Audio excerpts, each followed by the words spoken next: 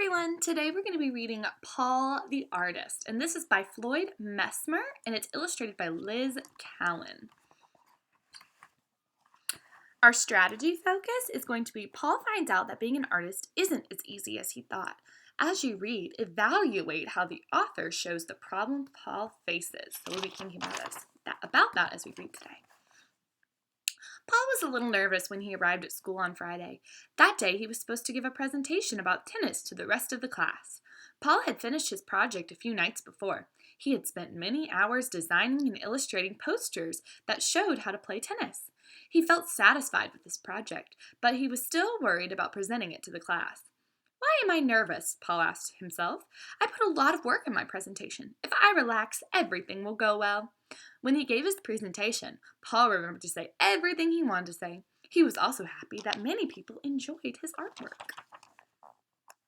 After his presentation, Mrs. Alvarez, his teacher, asked to speak with him.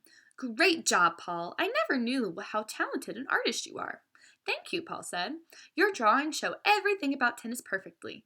I wonder if you could do something like that for one of my lessons. I will be teaching a lesson about the Grand Canyon next week. There are photographs of it in our textbooks, but I think it would be very exciting if you made drawings of it. Would you like to do it? Yes, said Paul with enthusiasm. That afternoon, Paul went to the library to learn about the Grand Canyon. As he looked through one of the books about the canyon, the beauty of it amazed him. He was a little intimidated, too.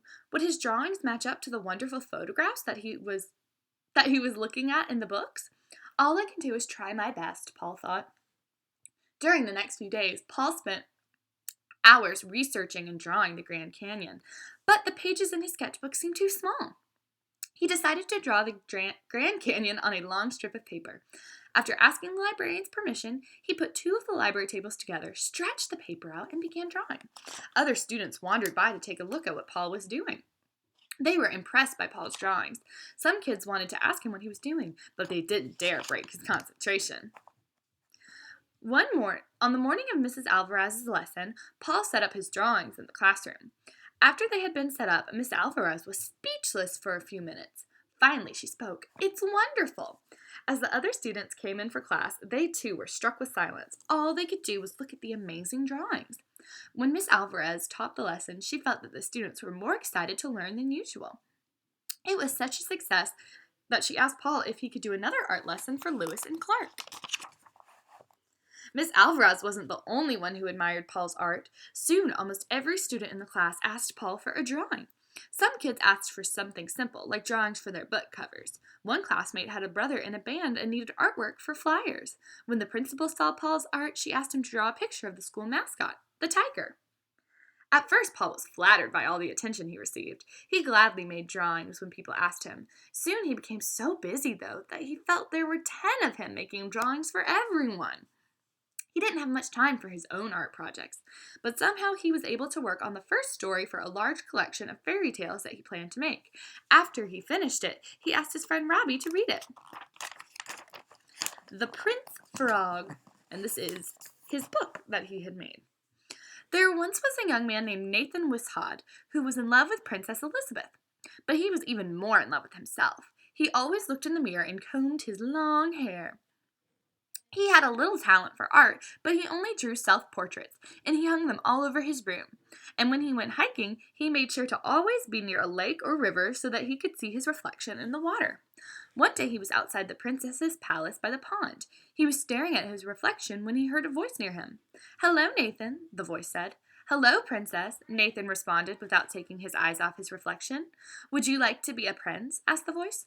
"Of course," Nathan said, still looking at his reflection. "Close your eyes. Once I kiss you, you will be a prince," Nathan heard the voice say.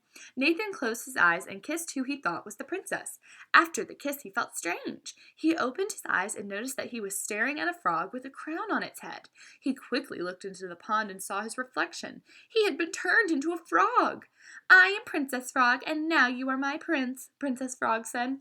If only Nathan had looked at whom he was talking to or really listened to the voice he heard, he would have known it was not Princess Elizabeth, but Princess Frog. Robby finished reading Paul's story and handed it back to him. Well, Paul, I wanted to talk to you about drawing a picture to go with a letter I'm sending to the president. Okay, I can do that. But how did you like the story? Can you say what you liked and what you don't like about it? Actually, I'm pretty busy right now. I'll talk to you about it later. Go ahead and draw a picture of the president and me. Then I can send the letter. See you later. Okay, Paul said. When Paul got home and started drawing a picture of the president and Robby, he felt really sad. As he was drawing Robby's face, the tip of his pencil broke. He stared at the broken tip and began to think about what he was doing, why he was doing this drawing. Robby didn't even take the time to really look at my fairy tale, Paul thought. Why should I put in all this work? Everyone wants me to draw things for them, but they never seem to appreciate it. Paul didn't sharpen his pencil. He decided to never draw again. The next day at school, many students and adults asked him for drawings, but Paul explained he wasn't drawing anymore. Many people, like Miss Alvarez, were disappointed. I'm sorry that you aren't drawing anymore. You have such a talent for it. Well, I'm pretty busy, Paul said. I understand, said Miss Alvarez. Paul felt bad as she started walking away. He could see that she was holding the materials for the next lesson. He enjoyed helping her by illustrating the lesson, but drawing for Miss Alvarez was what made less time for his own work. Near the end of the year during lunch, Paul heard a few kids in his class talk about Miss Alvarez. It's Miss Alvarez's last year. We should do a going away party for her. What could we do? When Paul went home to the question was still in his head as he looked at his drawing table. It was collecting dust since he hadn't used it in months. Then he looked at his pencil with a broken tip and sharpened it with the electric pencil sharpener. He began drawing.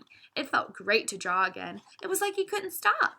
After he finished his drawings, he called the principal of the school and told her his plan. When Miss Alvarez walked into her classroom on the last day of school, she was welcomed by her third grade class and the principal. The room was full of banners, decorations, and Paul's beautiful drawings. I think I can say that we will all miss you, Miss Alvarez, the principal said. Everyone agreed, especially Paul. Miss Alvarez has taught him so many things, but the most important thing of all was his art was a gift. That his art was a gift meant to share. All right, everyone, I'm going to put these response questions in the description box below for you to answer. I hope you enjoyed this story, and I will see you in the next one. Bye.